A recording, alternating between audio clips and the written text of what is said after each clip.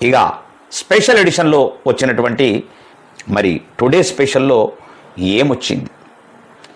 80 వసంతాల్లోనూ సమాన విద్య ఎక్కడ? 80 వసంతాల్లోకి అడుగు పెట్టింది భారతావని. మువ్వన్నెల జెండా ఆకాశంలో రెపరెపలాడుతోంది. స్వాతంత్ర్య గీతాలు మార్మోగుతున్నాయి. కానీ ఓ ప్రశ్న మాత్రం ఇప్పటికీ మనస్సాక్షిని నిలదీస్తోంది. అందరికీ సమాన విద్య ఎక్కడా? దేశానికి స్వాతంత్రం వచ్చిందన్నారు, కానీ విద్యకు స్వేచ్ఛ వచ్చిందా? పేదవాడి బిడ్డకు కళ్ళు కనే హక్కుంది, కానీ ఆ కళ్ళకు రెక్కలు ఎక్కడా? ఒకరి బిడ్డకు ఎయిర్ కండిషన్ తరగతి గది, అంతర్జాతీయ పాఠశాల, డిజిటల్ బోర్డు, చేతిలో ట్యాబ్. మరో బిడ్డకు చెరిగిన పుస్తకం, ఉపాధ్యాయుల కొరత, కూలిపోతున్న గోడలు, తాగునీటి కోసం ఎదురుచూపు. ఇది ఏ స్వాతంత్ర్యం? ఒకరి పిల్లల చదువు లక్షాల్లో ఫీజుల వ్యాపారం అయితే మరొకరి పిల్లల చదువు బతుకు బండిని లాగుతూ మిగిలిన సమయంతో పోరాటం అయితే సమాన అవకాశాల భారతం అని ఎలా గర్వంగా చెప్పగలం? కులం అడుగుతోంది, డబ్బు అడుగుతోంది, ప్రాంతం అడుగుతోంది, పాఠశాల అడుగుతోంది, ఫీజు అడుగుతోంది. కానీ ఆకలితో ఉన్న బిడ్డకు ఎవరు అడగడం లేదు. నీకు చదువుకోవాలని కోరిక ఉందా? ఉంది. ఆ కోరిక ప్రతి పేద బిడ్డ కళ్ళల్లో ఉంది. ఆశ ప్రతి తల్లి హృదయములో ఉంది. భవిష్యత్తు ప్రతి తండ్రి కళ్ళలో ఉంది. అయినా అవకాశాల తలుపులు కొందరికే తెరుచుకుంటే మరికొందరి ముందు పేదరికం తాళం వేసి నిలబడితే స్వాతంత్ర్యం సంపూర్ణమైందని ఎలా చెప్పగలం?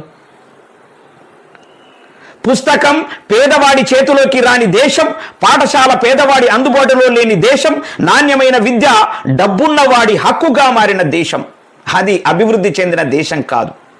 అది అసమానతలతో నిండిన దేశం. 80 ఏళ్ల స్వాతంత్ర్య వేడుకల్లో మనం ఒక్కసారి ఆలోచించాలి. జెండను ఎగరేయడం మాత్రమే దేశభక్తి కాదు. ఒక పేద బిడ్డ భవిష్యత్తును పైకి ఎగరేయడం కూడా దేశభక్తి. దేశ సరిహద్దులను కాపాడే సైనికుడికి మన వందనం ఎంత అవసరమో దేశ భవిష్యత్తును నిర్మించే ప్రతి చిన్నారి విద్యకు అంతే ప్రాధాన్యం ఉంది.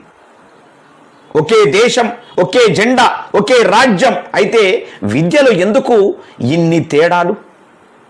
పాఠశాల వేరు, పాఠ్య పుస్తకం వేరు, అవకాశం వేరు, విద్యా ప్రమాణం వేరు. అయితే పిల్లల భవిష్యత్తు కూడా వేరేనా? కాదు. పేదవాడి బిడ్డైనా, ధనవంతుడి బిడ్డైనా, పల్లె బిడ్డైనా, పట్టణం బిడ్డైనా విద్యపై హక్కు మాత్రం సమానమే. అందరికీ నాణ్యమైన విద్య అందే రోజు, పేదరికం చదువుకు అడ్డు కాని రోజు, డబ్బు విద్యకు ప్రమాణం కాని రోజు, కులం అవకాశాలను నిర్ణయించని రోజు, ఆ రోజే భారత స్వాతంత్ర్యం సంపూర్ణమైన రోజు. 80 వసంతాల భారతమా ఇక ఉత్సవాలకే పరిమితం కావద్దు. ప్రతి బిడ్డ చేతిలో పుస్తకం పెట్టు, ప్రతి పేద బిడ్డ కళ్ళల్లో భవిష్యత్తు నింపు, ప్రతి పాఠశాలను సమానంగా తీర్చిదిద్దు. ఎందుకంటే జెండా ఎత్తుగా ఎగరడం కంటే భారత బిడ్డ భవిష్యత్తు ఎత్తుగా ఎదగడం గొప్పది. విద్య అందరికీ సమానంగా అందినప్పుడే స్వాతంత్ర్యానికి నిజమైన అర్థం వస్తుంది. జై హింద్, జై భారత్. 80వ స్వాతంత్ర్య శుభాకాంక్షలతో మీ అందరికీ కూడా దీన్ని ఆచరించవలసిందిగా కూడా వెనుక అసెంబ్లీలో కూర్చున్నటువంటి వాళ్లకు, ఢిల్లీలో పార్లమెంటులో కూర్చున్న వాళ్లకు మేం ఈ స్వాతంత్ర దినోత్సవ సందర్భంగా వేడుకుంటున్నాం, హెచ్చరిస్తున్నాం కూడా.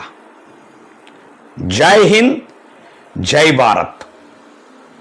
ఎస్బిఎన్ చారి సంపాదకులు స్పెషల్ ఎడిషన్లో టుడే స్పెషల్లో హెచ్చరించి చెప్పిండు, రిక్వెస్ట్ కూడా చేసిండు.